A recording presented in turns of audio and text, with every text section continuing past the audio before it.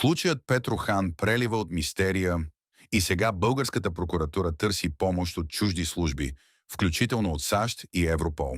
Софийската градска прокуратура официално е поискала съдействие от партньорски служби, както от американска институция, така и от Европейската полицейска агенция Европол, за разследването свързано с мистериозната смърт на шестима души в района на Петрохан и околчица.